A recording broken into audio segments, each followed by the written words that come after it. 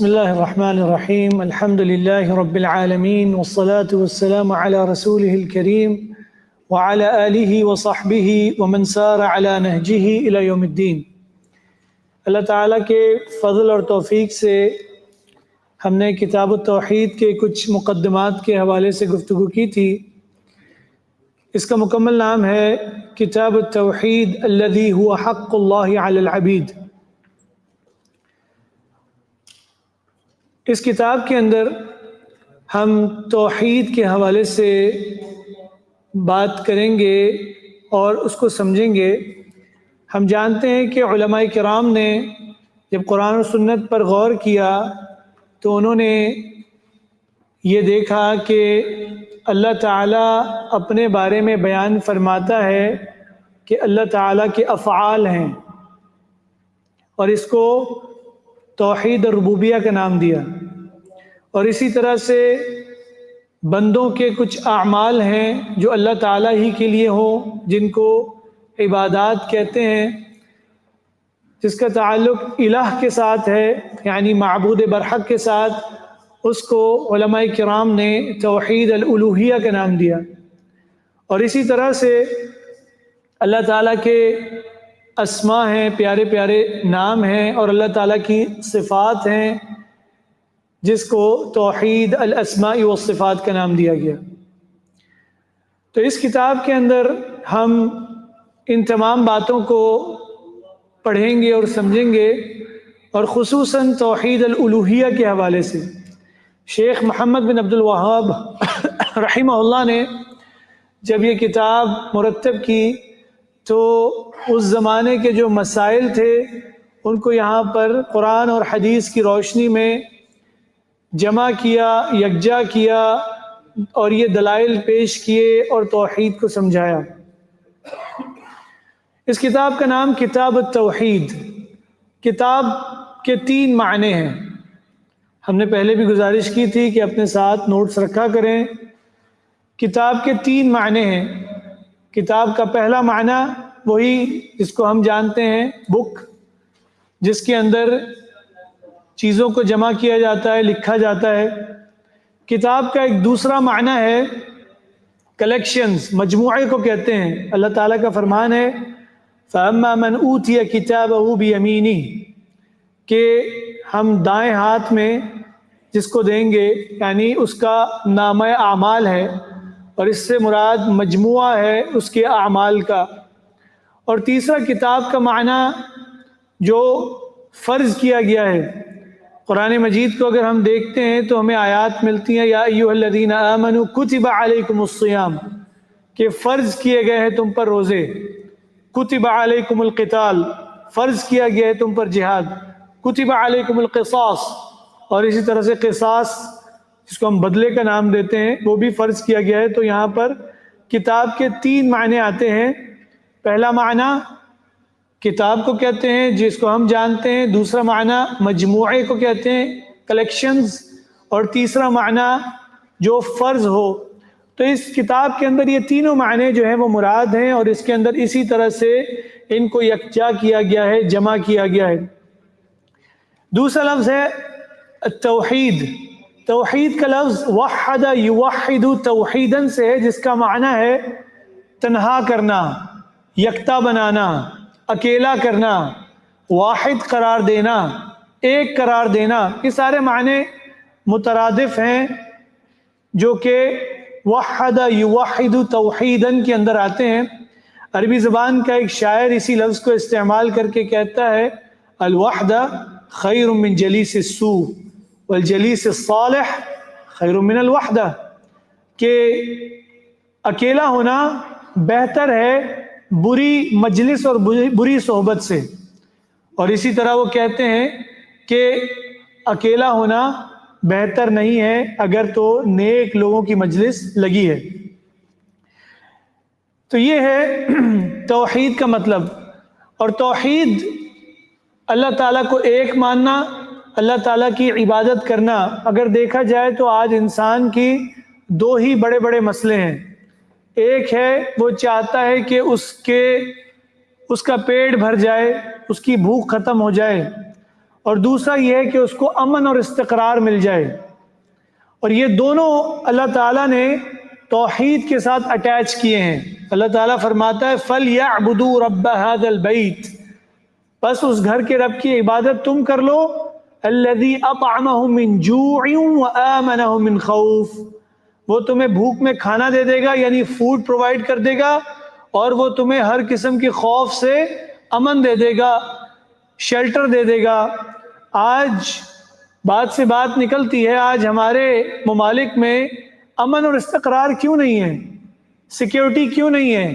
وجہ یہ ہے کہ توحید سے غافل ہیں، توحید سے دور ہیں، اور توحید کے برعکس کیا ہے؟ شرک ہے۔ اسی طرح سے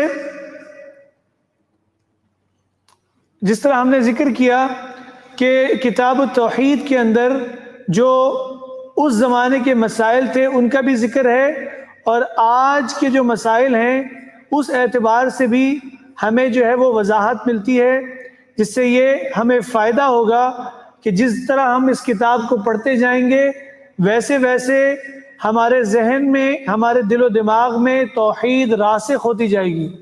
لیکن ایک بات جو بہت اہم ہے بتانا، وہ یہ ہے کہ توحید ایک عمل کا نام ہے۔ توحید خالی صفوں کے صفحے سیاہ کرنے کا نام نہیں، کتابوں کو لکھ لکھ کر بھرنے کا نام نہیں، بلکہ توحید جو ہے وہ ایک عمل کا نام ہے۔ آپ لوگ الحمدللہ لیول 1 پڑھ کر آئے ہیں، اگر میں پوچھوں توحید اور ربوبیت کیا ہوتی ہے؟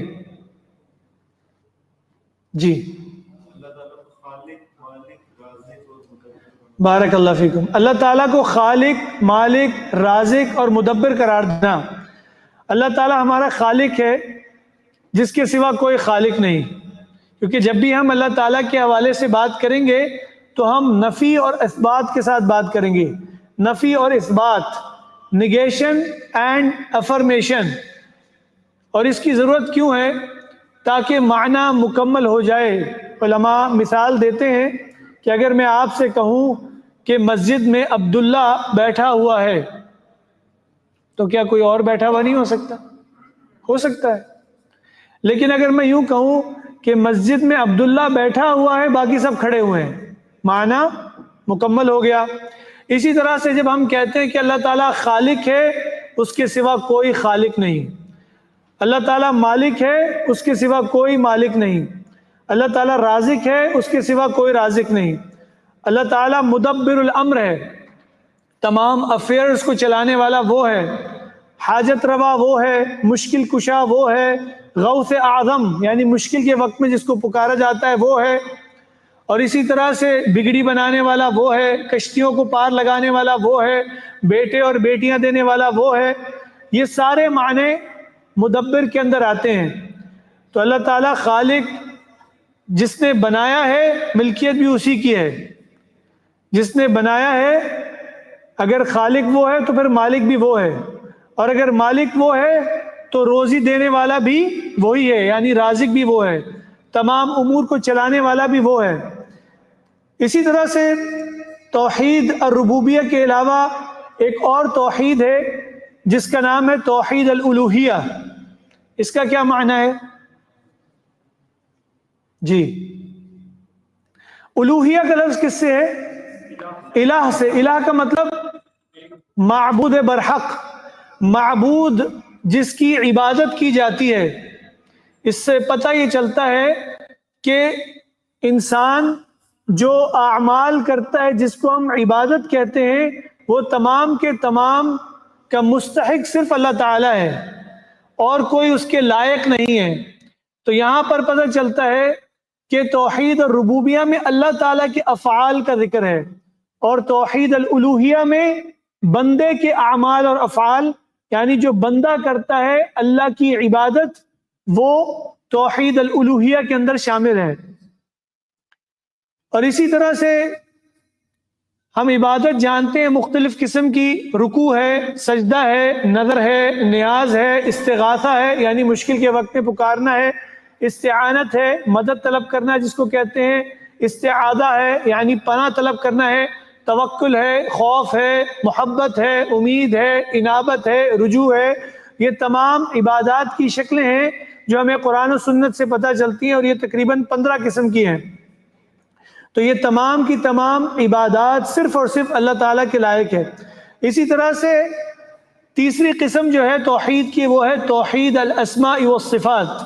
اللہ تعالیٰ کے پیارے پیارے نام اور اللہ تعالیٰ کی صفات کا ذکر قرآن اور سنت میں آتا ہے، ہم اس کو من و عن اسی طرح سے مانتے ہیں، بغیر تمثیل، نہ ہم اس کی کوئی مثال دیتے ہیں، ولا تشبیہ، نہ ہم اس کی تشبیہ کرتے ہیں، ولا تکیف، نہ ہم اس کی کیفیت بتاتے ہیں، ولا تعطیل، اور نہ ہم اس کا انکار کرتے ہیں۔ یہ ہے جو صحیح عقیدہ ہے توحید الاسماء والصفات کے حوالے سے۔ تو قرآن اور سنت میں جو بھی اللہ تعالیٰ کے نام اور صفات آتے ہیں، ہمیں من و عن ان کو اسی طرح سے ماننا ہے۔ اسی طرح سے عبادت کے مفہوم کو سمجھتے ہیں اور عابد کو سمجھتے ہیں۔ عابد کس کو کہتے ہیں؟ عبادت کرنے والا، اور اس کی جمع کیا ہے؟ عباد، اور اس کی ایک اور جمع ہے جو کتاب کا نام ہے عبید۔ تو عابد وہ ہوتا ہے جو عبادت کرنے والا ہوتا ہے، اور عبادت کی کیفیت کیسی ہونی چاہیے؟ ابن قیم رحمہ اللہ فرماتے ہیں العبادت تجمع اصلین غایت الحب وغایت الذل والخضوع۔ عابد کی کیفیت ایسی ہو کہ دو چیزیں اس میں جمع ہو، ایک اطاعت کا جذبہ ہو اور ایک محبت کا جذبہ ہو۔ دو چیزیں، اطاعت ہو اور محبت ہو، اطاعت کلی ہو اور محبت قلبی ہو، تب جا کر وہ عبادت کو بجا لا سکتا ہے۔ عبادت کے اندر ایک لفظ ہے عبدن، عبدن کہتے ہیں غلام کو۔ آپ غلام کا تصور کریں، غلام رات کے 2 بج رہے ہیں، آقا آواز لگاتا ہے آ جاؤ پانی پلا دو، غلام اطاعت کرے گا، اٹھ جائے گا، لیکن کیسی ہوگی اس کی اطاعت؟ بڑی بیزاری کے ساتھ، کہ جب دیکھو آقا جو ہے وہ آواز لگاتا رہتا ہے، جب دیکھو یہ کوئی نہ کوئی کام بولتا رہتا ہے، مرتا بھی نہیں کہ جان چھوٹ جائے اس سے، ایسا ہی ہے نا؟ یہ اس کی کیفیت ہے جو کہ غلام ہے کسی آقا کا۔ اطاعت محبت کے جذبے کے ساتھ ہو تو وہ ہے جو ایک عابد کی کیفیت ہونی چاہیے۔ آج ہمارا حال ایسا ہے، مثال دے کے سمجھاتے ہیں، رمضان کے روزے آ جاتے ہیں، روزہ ہم رکھ لیتے ہیں، سحری کھا کر پورا دن کھانے کو چھوڑ دیتے ہیں، اطاعت تو کر رہے ہیں، لیکن وہ اطاعت کیسی ہوتی ہے؟ بار بار گھڑی کو دیکھتے ہیں کہ جی کب ٹائم ختم ہوگا، ہمیں تو روزہ لگ رہا ہے جی، کب جان چھوٹے گی اس سے، ایسے ہی کیفیت ہوتی ہے، بس الفاظ نہیں آتے زبان پر، کب عید آئے گی۔ اطاعت تو ہو رہی ہے، عابد کی وہ کیفیت نہیں بن رہی جو ہونی چاہیے۔ اسی لیے عابد کی کیفیت میں 2 چیزیں ہیں، اطاعت کلی ہو اور محبت قلبی ہو، تب جا کے وہ عابد بنتا ہے۔ اور یہاں پر ہم عبادت کے حوالے سے ہی بات کرتے ہیں کہ عبادت کیا ہوتی ہے، عبادت کی کیا تعریف ہے، کون بتائے گا؟ جی جی جی، عبادت کی تعریف ہم نے لیول 1 میں پڑھی ہے۔ جی، عبادت وہ عمل ہے جو کہ خالصتاً اللہ تعالیٰ کے لیے کیا جائے اور جسے اللہ تعالیٰ محبت کرے، اللہ تعالیٰ چیز کو۔ بارک اللہ فیکم۔ شیخ الاسلام ابن تیمیہ رحمہ اللہ فرماتے ہیں عبادت کیا ہے؟ اسم جامع لکل ما يحبه اللہ ويرضاه من الاقوال والاعمال الظاہرہ والباطنہ۔ ہر وہ قول جو ظاہری ہو یا باطنی ہو، ہر وہ عمل ظاہری ہو یا باطنی ہو جسے اللہ تعالیٰ پسند فرماتا ہے اور اس پر راضی ہے، وہ عبادت ہے۔ اس کو دوبارہ سے ہم بیان کرتے ہیں، قول کو لیتے ہیں، ظاہری قول، اس کی کوئی مثال دے دیں؟ یعنی ظاہری قول، جو قول نظر آتا ہے، سنائی دیتا ہے۔ جب میں زبان سے کہوں لا الہ الا اللہ، قول ہے، ظاہری طور پہ ہے، آپ نے سن لیا ہے، تو یہ قول ہے۔ کیا باطنی بھی اقوال ہوتے ہیں؟ کوئی ایسا قول جو نظر نہیں آتا. نیت اور ارادہ. نیت آپ اپنے آپ سے کہتے ہیں کوئی بات جو کہ صرف آپ ہی جانتے ہیں، آپ کے باطن میں چھپی ہوئی ہے، مستتر ہے، چھپی ہوئی ہے. اسی طرح سے کیا اعمال جو ظاہری ہوں، کوئی عمل یا کوئی فعل جو ظاہری نظر آتا ہو لوگوں کو، نماز ہے اس میں رکوع کر رہا ہے، سجدہ کر رہا ہے، قربانی انسان کرتا ہے، طواف کر رہا ہے، دعا کر رہا ہے، یہ تمام کے تمام ظاہری افعال ہیں. کیا افعال باطنی بھی ہوتے ہیں جو افعال نظر نہیں آتے؟ روزہ ہے، اور توکل ہے، خوف ہے، محبت ہے، امید ہے، یہ تمام کے تمام جو ہے وہ اعمال ہیں لیکن باطنی ہیں جسے اللہ تعالیٰ پسند فرماتا ہے. تعریف پہ غور کریں. کیسے پتہ چلے گا کہ اللہ تعالیٰ کو کیا پسند ہے؟ اللہ تعالیٰ نے انبیاء اور رسول کو بھیجا، کتابوں کو نازل کیا اور اس میں بتا دیا کہ مجھے یہ پسند ہے. اس کے لیے حکم دیا کہ یہ کام کرو. مثال کے طور پہ اقیموا الصلاۃ، نماز قائم کرو. اللہ نے حکم دیا اپنی کتاب میں یا نبی صلی اللہ علیہ وسلم کے فرمان کے ذریعے سے ہمیں پتہ چل گیا کہ اللہ تعالیٰ کو یہ پسند ہے. کیا ہم اپنی طرف سے کسی چیز کو بنا سکتے ہیں کہ اللہ کو یہ پسند ہے؟ ہم اپنی طرف سے نہیں بنا سکتے. آج ایک فلسفہ چلتا ہے کہ پتہ نہیں اللہ کو کون سی ادا، کون سی چیز پسند آ جائے. میرے بھائیوں، اللہ تعالیٰ کو وہی پسند ہے جو شریعت کے مطابق ہو. ٹھیک ہو گیا؟ تو یہ ہے اللہ کی پسند.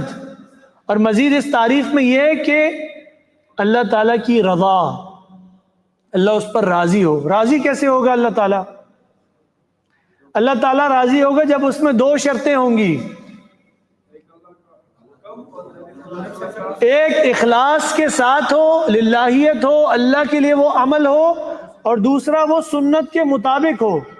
اگر کوئی شخص اخلاص کے ساتھ عمل کرے لیکن سنت کی مطابقت نہ ہو تو وہ اللہ تعالیٰ کو عمل راضی نہیں کر سکتا. اللہ کے رسول صلی اللہ علیہ وسلم نے فرمایا من عامل عملا لیس علیہ امرنا فہو رد، کہ اگر کسی نے ایسا عمل کیا جو میرے طریقے کے مطابق نہیں ہے تو وہ عمل مردود ہے، ناقابل قبول ہے.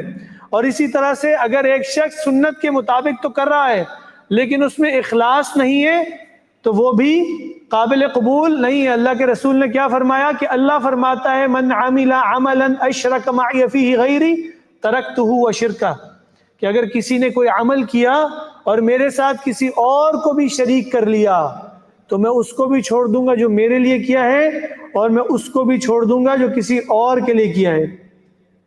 تو جس سے ہمیں یہ پتہ چلتا ہے کہ عبادت کی جو مکمل تعریف ہے، اس میں عبادت کیا ہے، کون کون سے اعمال ہیں، کون کون سے افعال ہیں، کون کون سے اقوال ہیں، یہ تمام کے تمام، اور اللہ تعالیٰ کس پر راضی ہے، کس پر اللہ تعالیٰ خوش ہوتا ہے، وہ تمام باتیں ہمیں پتہ چلتی ہیں. اس کتاب کو ہم کھولتے ہیں. اگر آپ لوگوں کے پاس کتاب پہنچ گئی ہے جی، اس کتاب کو ہم دیکھتے ہیں تو اس کے اندر کتنے ابواب ہیں؟ اس کے اندر غالباً 69 ابواب ہیں.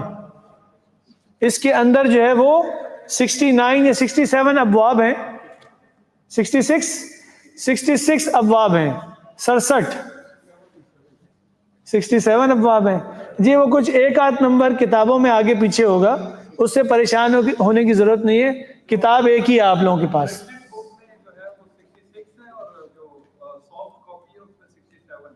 ٹھیک ہو گیا، بارک اللہ فیکم. اس کے ابواب کو اگر آپ دیکھ لیں ایک نظر تو ہم اس کو ڈیوائیڈ کرنے والے ہیں. اس کو ہم 10 ابواب میں ڈیوائیڈ کر دیں گے، یا 10 مجموعوں میں، 10 گروپس میں ڈیوائیڈ کر دیں گے. اس کو اپنے پاس نوٹ کر لیں، یہ آپ کو اس کتاب کو سمجھنے میں جو ہے وہ فائدہ دے گا. اس کے جو پہلے 5 ابواب ہیں یہ اس کا مقدمہ ہے، یعنی اس کا انٹروڈکشن ہے. اس میں آپ کو یہ پتہ چلے گا کہ توحید جو ہے وہ فرض ہے، اور اسی طرح سے اس کی فضیلت کیا ہے، اور اسی کے ساتھ ساتھ جو ہے وہ شرک کیا ہے، اس سے ڈرنا چاہیے اور اس کی طرف دعوت دینا چاہیے. یہ 5 ابواب جو ہے وہ مقدمہ ہے. اس کے بعد آپ کے پاس تقریباً 4 ابواب آئیں گے. 4 ابواب آئیں گے کہ جس کے اندر اللہ کے سوا تمام عبادت کی نفی یا اس کا بطلان ہے. اللہ کے علاوہ جس کی عبادت لوگ کر رہے ہیں، چاہے وہ بزرگ ہوں، چاہے وہ فرشتے ہوں، چاہے وہ ولی ہوں، چاہے وہ جنات ہوں، تو یہ 4 ابواب میں ان کو باطل قرار دیا گیا ہے، ان کو ڈینائی کیا گیا ہے کلی طور پہ. اس کے بعد آپ کے پاس جو 3rd گروپ ہے، تیسرا مجموعہ ہے، وہ ہے بنی آدم کے کفر کے اسباب. وہ بھی 4 ابواب پر مشتمل ہے. اس میں بھی 4 ابواب ہیں کہ آدم کی اولاد کفر میں اور شرک میں کیوں پڑ گئی، کیا وجوہات تھی. اس میں غلو آئے گا، ٹرانسگریشن جس کو ہم کہتے ہیں، اس کا ذکر آئے گا. اس کے بعد جو 4تھا مجموعہ ہے، اس میں ایک ہی باب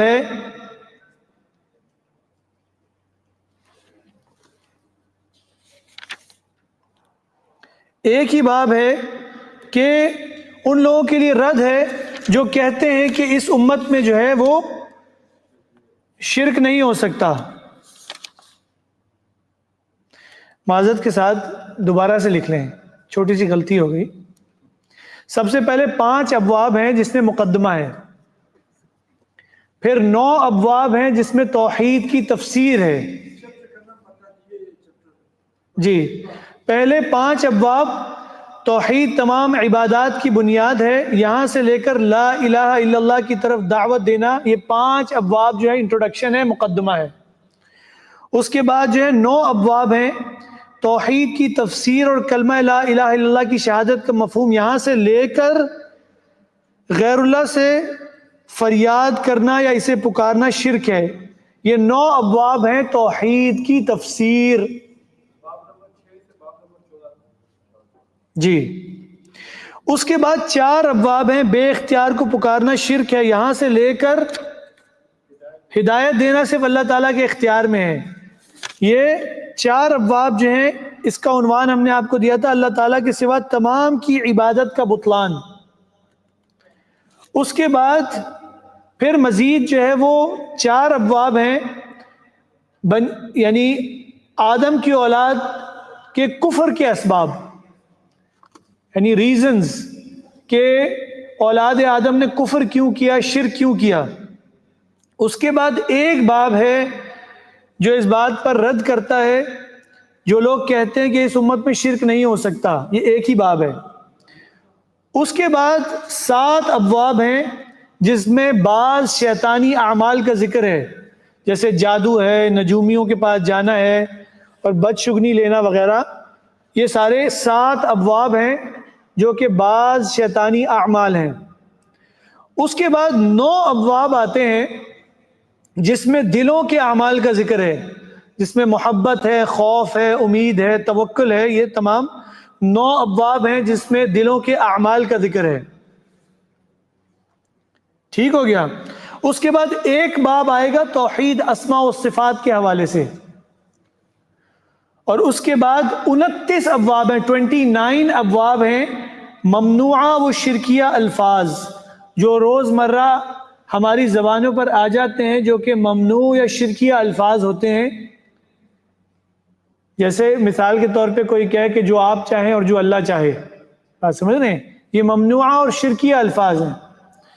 اور اسی طرح سے آخری ایک باب ہے جس کو ہم خاتمہ کہیں گے، یا اللہ تعالیٰ کی عظمت و قدرت کا بیان ہے. ٹھیک ہو گیا. تو اس کتاب کو ہم نے تقسیم کر دیا ہے 10 مجموعوں میں، یا 10 مجموعات میں، یا 10 گروپس میں. اب ہم اپنے اس باب کو شروع کرتے ہیں. پہلا باب ہے، اس کا نام ہے توحید تمام عبادات کی بنیاد ہے. یعنی آپ اس کو یوں سمجھیں کہ توحید کے وجوب کا بیان، یعنی توحید واجب ہے. ٹھیک ہو گیا. میرے بھائیوں، اللہ تعالیٰ نے انسان کو عبادت کے لیے پیدا کیا ہے. اور یہی انسان کا اور جنات کا مقصد ہے۔ تو یہاں پہ توحید تمام عبادات کی بنیاد ہے۔ ان کا انداز جو ہے یہ بالکل اسی طرح کا انداز ہے، بعض علماء فرماتے ہیں جس طرح امام بخاری رحمہ اللہ کا انداز ہے، کہ وہ کیا کرتے ہیں، وہ پہلے باب قائم کرتے ہیں، ہیڈنگ لے کر آتے ہیں، جس کو ہم ہیڈنگ کہتے ہیں، اس کو علمی اصطلاح میں کہتے ہیں ترجمۃ الباب۔ اس سے یہ ہوتا ہے کہ آپ کو پتہ چل جاتا ہے کہ اب اس چیپٹر میں کیا کیا باتیں آئیں گی۔ یہ ہے مؤلف رحمہ اللہ کا انداز، جو کہ امام بخاری رحمہ اللہ کا انداز بھی ہے۔ تو یہاں پر توحید کے وجوب کا بیان ہے کہ توحید واجب ہے۔ سمجھ لیں کہ اس کا کھانا پینا اتنا ضروری نہیں ہے، اس کا سانس لینا اتنا ضروری نہیں ہے، جتنا ضروری یہ ہے کہ اس کو پتا ہو کہ توحید کیا ہے۔ آج اگر کسی سے پوچھا جائے نا کہ آپ مسلمان کیوں ہیں، تو وہ کیا جواب دے گا کہ والدین مسلمان ہیں۔ ایسے ہی ہے نا، آپ اللہ کو کیوں مانتے ہیں؟ کیونکہ والدین اللہ کو مانتے ہیں۔ تو یہ انتہائی نامعقول جواب ہے۔ اللہ تعالیٰ کو جاننا، اللہ تعالیٰ کو ماننا، ایک تو ادلہ کے ذریعے سے قرآن و سنت، اور اس کے بعد اس کے فطری دلائل ہیں، اس کے سائنسی دلائل ہیں، ٹھیک ہے نا، جس کے ذریعے سے آپ اللہ تعالیٰ کی معرفت حاصل کر سکتے ہیں۔ تو یہاں پر جو سب سے پہلی دلیل ہے، اللہ تعالیٰ کا فرمان ہے وَمَا خَلَقْتُ الْجِنَّ وَالْإِنسَ إِلَّا لِيَعْبُدُونَ، کہ نہیں پیدا کیا ہم نے جنوں اور انسانوں کو مگر اپنی عبادت کے لیے۔ اللہ تعالیٰ ہمارا خالق ہے۔ اس آیہ مبارکہ سے یہ پتہ چلتا ہے کہ وہ ہمارا خالق ہے۔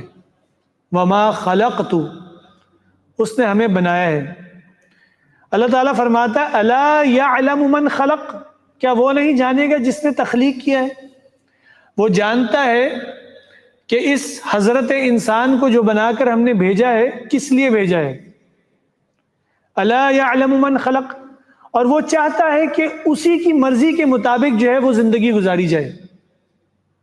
اللہ فرماتا ہے أَلَا لَهُ الْخَلْقُ وَالْأَمْرُ، کہ اگر خالق وہ ہے تو حکم بھی اسی کا چلے گا۔ اگر خالق وہ ہے تو حکم بھی اسی کا چلے گا۔ وَمَا خَلَقْتُ الْجِنَّ وَالْإِنسَ، اللہ تعالیٰ فرما رہا ہے کہ ہم نے جنوں اور انسانوں کو پیدا کیا ہے، جنوں اور انسانوں کو بنایا ہے۔ کس لیے؟ إِلَّا لِيَعْبُدُونَ، صرف اور صرف اس لیے کہ وہ میری عبادت کریں۔ اگر خالق وہ ہے تو عبادت بھی اسی کی ہونی چاہیے۔ اللہ تعالیٰ نے قرآن مجید میں فرمایا خالقیت کے ساتھ عبادت کو منسلک کیا ہے، اٹیچ کیا ہے۔ قرآن مجید کی ترتیب مصحف کے اعتبار سے سب سے پہلی آیت یہ ہے یا ایھا الناس اعبدوا ربکم الذی خلقکم، اے لوگو تمہیں پیدا کیا گیا ہے، یا ایھا الناس اعبدوا ربکم، عبادت کرو اپنے اس رب کی، الذی خلقکم، جس نے تم کو پیدا کیا ہے اور تم سے پہلے لوگوں کو پیدا کیا ہے۔ اس سے پتہ یہ چلتا ہے کہ جب خالق وہ ہے تو عبادت بھی اسی کی ہونی چاہیے، اور اس آیہ مبارکہ سے بھی ہمیں یہ پتہ چلتا ہے۔ سورہ 3 میں اللہ تعالیٰ فرماتا ہے لَقَدْ خَلَقْنَا الْإِنسَانَ فِي أَحْسَنِ تَقْوِيمٍ، کہ یقیناً ہم نے خلقنا الانسان بنایا ہے۔ ترجمہ یہ ہے کہ ہم نے انسان کو بہترین ساخت پر پیدا کیا۔ لیکن اگر وہ اس کو خالق مانتا ہے تو اس کو چاہیے کہ اس کی عبادت بھی کرے۔ لَقَدْ خَلَقْنَا الْإِنسَانَ فِي أَحْسَنِ تَقْوِيمٍ، وہ احسن اور افضل تبھی بنے گا جب وہ خالق کی عبادت کرے گا۔ اگر وہ اس کی عبادت چھوڑ دے گا ثُمَّ رَدَدْنَاهُ أَسْفَلَ سَافِلِينَ، پھر وہ گندی نالی کے کیڑے سے بھی بدتر ہے، کیونکہ گندی نالی کا کیڑا جو ہے وہ بھی اللہ کی عبادت کر رہا ہے، وہ بھی اللہ کی تسبیح بیان کر رہا ہے، اور یہ 4 کلو کا سر اگر اس خالق کے سامنے نہیں جھک رہا تو پھر یہ انسان بننے کے اور انسان کہلانے کے لائق نہیں ہے. تو اسی لیے اس آیہ مبارکہ سے ہمیں یہ پتہ چلتا ہے. اس آیہ مبارکہ پر ہی بات کر کے گفتگو کو ختم کریں گے. مزید یہ پتہ چلتا ہے کہ دو ہی مخلوقات ہیں جو مکلف ہیں، یعنی جن سے سوال ہوگا، وہ ہے جن اور انسان. اسی طرح سے اس آیہ مبارکہ میں آتا ہے لیعبدون، کہ اللہ تعالیٰ نے انسان کو بنایا ہے عبادت کے لیے. انسان کی جو اصل پرائیورٹی ہے، ترجیح ہے، وہ اللہ تعالیٰ کی عبادت ہے. انسان یہ نہ کہے کہ جی میں مشغول ہوتا ہوں، میری فلانی ڈیوٹی ہے اس لیے میں نماز نہیں پڑھتا ہوں. یہ چیز ناقابل قبول ہے.